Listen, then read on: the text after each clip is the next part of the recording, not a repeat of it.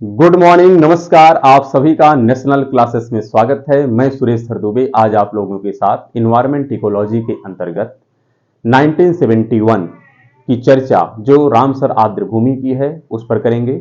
Channel को subscribe, like एवं share करने के लिए आप सभी का धन्यवाद। यदि आपने अभी तक चैनल को सब्सक्राइब नहीं किया तो चैनल को सब्सक्राइब करें, लाइक करें एवं प्रमोट करें, जिससे प्रत्येक वीडियो का नोटिफिकेशन आप लोगों तक समय समय पर उपलब्ध हो सके। प्रत्येक वीडियो का पीडीएफ मटेरियल भी टेलीग्राम चैनल पर उपलब्ध है, आप उसे वहां से डाउनलोड करिएगा, जिसका लिंक नीचे कमेंट बॉक्स में दे दिया गया है। चैनल को सब्सक्राइब साथ में अगर हम देखें तो इस प्लेटफॉर्म के माध्यम से आप लोगों को प्रैक्टिस सीरीज मिल रही है, साथ में हिंदी है, फिर उस पर लूसेंट का है, और अब लूसेंट की ज्योग्राफी की सीरीज भी हम उस पर आपको दे रहे हैं, लेकिन वह ऑडियो होगा, वीडियो नहीं होगा, क्योंकि बहुत से मटेरियल हैं जो अब वीडियो में नहीं हो पाएंगे, तो उसको हम ऑडियो में देने का प्रयास करेंगे और जहां तक संभव होगा वीडियो भी हम देंगे। लेकिन अभी ज्योग्राफी का जो सीरीज लूसेंट वाला है वो ऑडियो के रूप में आपके सामने जाएगा। चलिए, तो आज हम लोग प्रारंभ करते हैं। वैसे जो चर्चा हमारी चल रही है, यह चर्चा है जैव विविधता की चर्चा है। किसकी चर्चा है? जैव विविधता। और जैव विविधता के अंतर्गत हमने सबसे पहले चर्चा जो किया था, यह चर्चा था आपका 19 IUCN का था, और इसी के संबंध में 1964 से रेड डाटा बुक की चर्चा हो रही है, और इसके तहत हम लोगों ने 9 प्रकार की सूची का डिस्कशन किया है। और फिर इसी जैव विविधता के अंतर्गत जो सबसे महत्वपूर्ण एक कन्वेंशन है जिसकी चर्चा बार बार होती है, यह है रामसर आर्द्र भूमि। यह जो रामसर आर्द्र भूमि की संकल्पना है, यह 1971 की है। कब की है? 1971 की है। सबसे पहला सेंटेंस तो यह आपको समझना है कि रामसर का तात्पर्य क्या होता है और आर्द्र भूमि का तात्पर्य क्या होता है। तो यहां पर यह जो रामसर आर्द्र भूमि है, इसका तात्पर्य है आर्द्र भूमि के संरक्षण के लिए जो अंतरराष्ट्रीय एक कन्वेंशन बनाया गया है, वह कन्वेंशन जिस स्थान पर बना था वह स्थान था रामसर। और रामसर है कहां पर? ईरान में है। कहां पर है? ईरान में है रामसर। चूंकि जैसे आप लोगों ने जलवायु परिवर्तन की समस्या के समाधान के लिए क्योटो प्रोटोकॉल का डिस्कशन किया है या समझा है, तो वहां पर क्या था? हमने कहा था कि जापान का एक शहर है क्योटो, जहां पर UNFCCC का सम्मेलन हुआ था। तो उसी प्रकार आर्द्र भूमियों के संरक्षण के लिए वैश्विक स्तर पर जो एक प्रावधान निकल करके हमारे सामने आया, वह प्रावधान जिस स्थान से निकल के आया वह स्थान था रामसर। और रामसर है कहां पर? ईरान में है। इसलिए तब से किसी भी आर्द्र भूमि के संरक्षण के लिए जब प्रावधान की बात होती है तो वहां पर रामसर आर्द्र भूमि की चर्चा की जाती है। तो आर्द्र भूमि का तात्पर्य होता है एक जलीय भाग, जलीय क्षेत्र होता है। लेकिन यह जो जलीय क्षेत्र है, इसकी कुछ परिभाषाएं हैं। ऐसा नहीं कि सब जलीय क्षेत्र आर्द्र भूमि के अंतर्गत आता है, सभी जल राशियां आर्द्र भूमि के अंतर्गत नहीं आती हैं। यहां पर कुछ पैरामीटर हैं। पैरामीटर का तात्पर्य यह होता है कि यह ज्यादा गहरी नहीं होनी चाहिए। इसका कहीं ना कहीं अगर हम देखें तो यहाँ की विविधता, जो जैव विविधता होती है, जहां पर वनस्पतियों की और प्राणियों की विविधता होती है, यह भी प्रचुरता में हो, और यहाँ पर स्थानिक स्पीसीज हो। तो ये सब जहां पर क्वालिटी होगी, इसकी गहराई जो ज्यादा से ज्यादा यहाँ पर दी जाती है 4 से 5 मीटर की गहराई होनी चाहिए। अब ऐसा नहीं कि 4-5 मीटर हर जगह रहता है, यह एवरेज होता है 4-5 मीटर, अत्यधिक गहराई नहीं होती है। इसी को हम लोग कहते हैं वेटलैंड। क्या कहते हैं? इसी को कहते हैं वेटलैंड, इसी को कहते हैं मार्शलैंड, मार्शलैंड, इसी को हम कहते हैं पीटलैंड। क्या कहते हैं? पीटलैंड। तो चाहे मार्शलैंड हो, चाहे वेटलैंड हो, चाहे पीटलैंड हो, यह सब एक जल राशि ही है, जल क्षेत्र ही है, जो ना तो पूरी तरीके से जल है और ना तो पूरी तरीके से स्थल है। एक प्रकार से यह दोनों का सम्मिश्रण होता है, जल और स्थल का। तो इसके संरक्षण के लिए यहां पर विशेष प्रावधान किया जाता है, क्योंकि जो आर्द्र भूमियां होती हैं, यह जैव विविधता के दृष्टिकोण से, किस दृष्टिकोण से? जैव विविधता के दृष्टिकोण से महत्वपूर्ण होती हैं। के दृष्टिकोण से क्या है? काफी ज्यादा महत्वपूर्ण होती हैं। यहां पर बहुत सी वनस्पतियां और बहुत से प्राणी क्या करते हैं, अपना आवास बना के रहते हैं।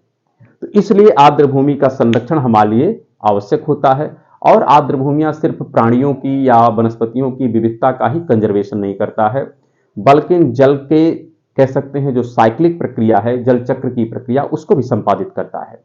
जल का शुद्धिकरण भी करता है, क्योंकि जल, जब वर्षा का जल या किसी नदी या सागर में जाने को होता है तो बीच में आर्द्र भूमियां क्या करती हैं, उस जल राशि को रोक करके उसका फिल्ट्रेशन करती हैं।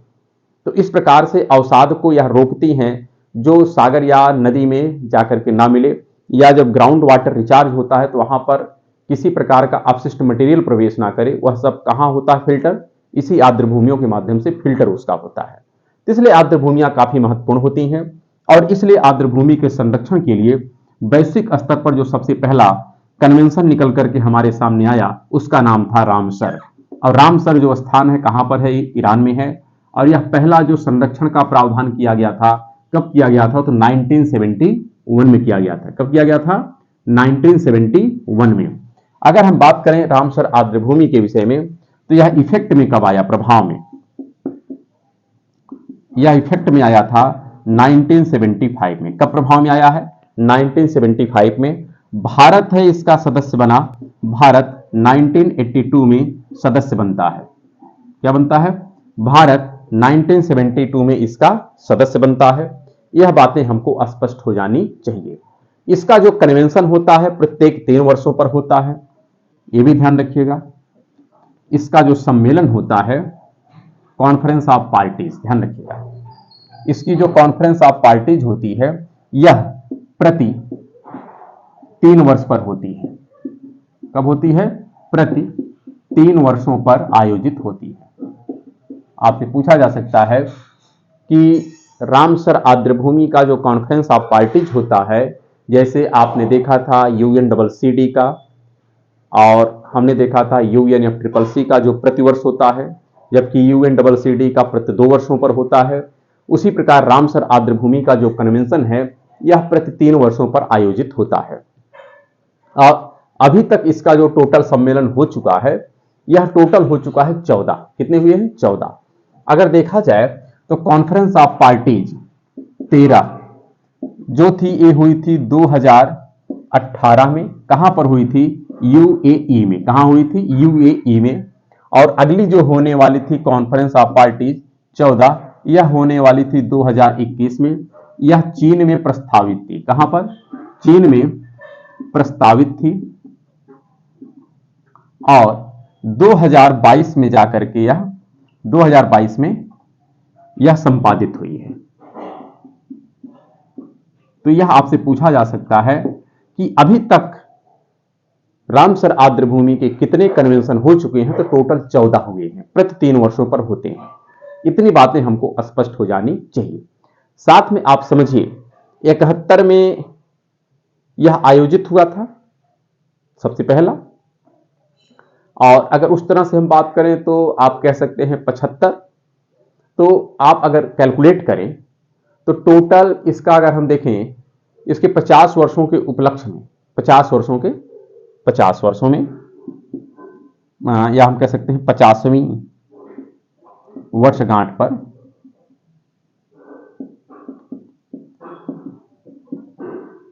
और 50वीं कहें या ना कहें, हम भारत का ले लेते ना, भारत का जो 75वां स्वतंत्रता दिवस था, भारत का ले लेते हैं। भारत का जो है, भारत अपने 75वें स्वतंत्रता दिवस के वर्षगांठ के अवसर पर